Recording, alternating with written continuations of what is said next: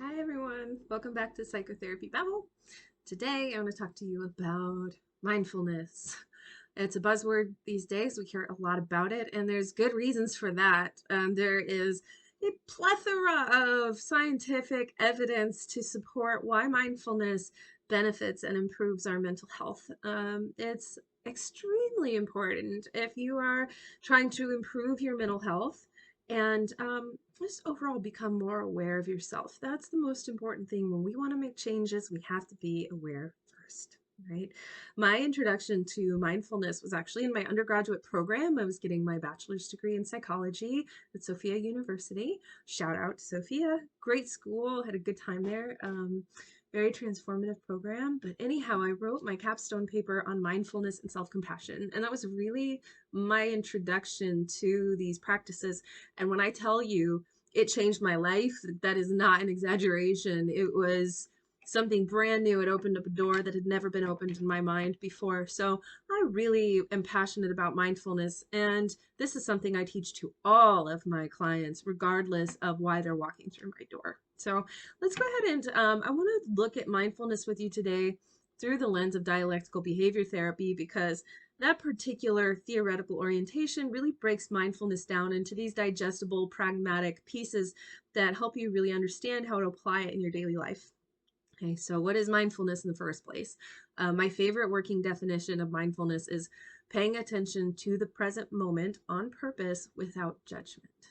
Okay, and DBT, dialectical behavior therapy, breaks down mindfulness into the what skills, or what you're doing to be mindful, and the how skills, or how you can be mindful, right? So let's break those down real quick. And I'm going to link to a website in the description of this video that will give you access to all of the major DBT coping skills. The website is dbt.tools, and it's a great reference if you're already doing DBT with a therapist and you want a way to find a skill in a moment that's tough for you, because we all know the moment you need the skill the most is the hardest time to remember it, right? Yeah, it is. So anyway, the what skills of DBT mindfulness are observe, describe, and participate. All right. Observe is just that. We're using all of our senses to observe what there is to observe in the present moment. Sight, smell, sound, touch, taste, maybe even kinesthetic sense, proprioception, feeling into noticing what's in your body, noticing tensions, noticing pains, maybe warm, relaxed spots. That is observing. Describing is simply that, just putting some words to what it is that you're noticing. My favorite phrase for facilitating a mindful observation is, I noticed that, fill in the blank. So I noticed that it's slightly too warm in here. I noticed that I want to go lay on my couch for the rest of the evening. Mm-hmm. Can't do it just yet. I noticed that I hear traffic outside. Okay. So that's observing and describing. Participating is being fully immersed in your present moment world, whatever's going on. So if you are washing the dishes, being present with just washing the dishes. If you are at your child's sporting event, being just at your child's sporting event, right? And not taking phone calls, scrolling through social media, just being there with what is in the present moment. That's participate. The other subset of skills, the how skills, are some little guidance posts on how to do mindfulness. So those are non-judgmentally, one mindfully, and effectively. Okay, non-judgmentally. So you may have noticed in the original definition it was paying attention on purpose to the present moment without judgment. And that is darn near impossible if you are a human with a human brain, which, if you're watching this video, I assume that you are. So, non-judgmentally, well, we're going to do our best. Okay, because if you are thinking, you might be judging. Human beings have all kinds of functions in our brain that are meant to make things more efficient, right? And judgment is one of those things. We make snap judgments to determine at the root of things if they're good or bad for us, dangerous or safe, so on and so forth. So it's just a function of our mind.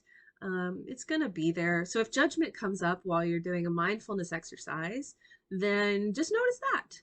That's the beautiful thing about mindfulness is you can apply it to literally anything because you can take it wherever you take your mind, which I hope is everywhere. So if you notice yourself judging, oh, I notice I'm judging that. Okay, fascinating. Moving on, right? Notice, move on. Notice, let go. Notice, move on.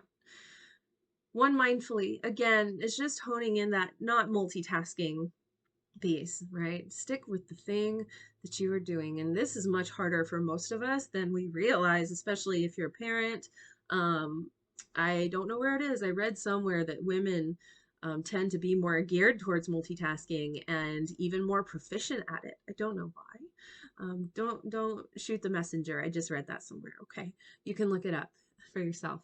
But don't multitask. Just be present with the one thing. And if you catch yourself multitasking, reel it back in, right? Over and over again. The mindfulness practice that happens most often is just noticing when you're not present and bringing it back. Noticing when you're not present, bringing it back. Notice when you're thinking of the future, bring it back. When you're noticing the past, come back to your breath. Okay? Over and over. This will train your mind to be present. That last piece was effectively, and that just means doing the thing that you know is going to give you the best outcome. So if you know when you're upset that sending a barrage of text messages to your partner isn't the best option, don't do that. Right? And it takes mindfulness to step in and to interject. And it's not so easy as to just stop a thing. So that's why mindfulness is important, because we need it in order to notice when we're about to engage in a habit that we don't want to. We need it to self-reflect on how we're feeling in a moment after we have done something ineffective. Right? Being aware of how we feel, how our actions cause us to feel, so on and so forth. Mindfulness really does, by the way, if you're a trauma survivor, our prefrontal cortex gets damaged in development, as well as many other parts of the brain. But mindfulness has been proven through plenty of research to help repair that prefrontal cortex through increasing gray matter and increasing our capacity for motion regulation, distress tolerance, attention, focus, and short-term memory storage. So all of the things that sort of get damaged in developmental trauma. Anyway, keep practicing. I like to call mindfulness bicep curls for the brain, colloquially, because the more reps you do, and the longer amount of time you put into it, the bigger and stronger that muscle of mindfulness will become. So happy practicing. You can do this at any point in time. Remember that. You can have a formal practice, which is an entirely different topic. Maybe I'll do one on that later. But for now, if you want to just search easy mindfulness practices, lots is going to come up for you. Lots of easy guided mindfulness meditations out there here on YouTube and elsewhere on the internet. And also, if you oh, darn. Well, I forgot what I was going to say about that, but that's okay. So anyway, that's our introduction to mindfulness. And if you have any kinds of questions about that, feel free to reach out and get in touch. And thanks a lot for watching. Take care. Bye.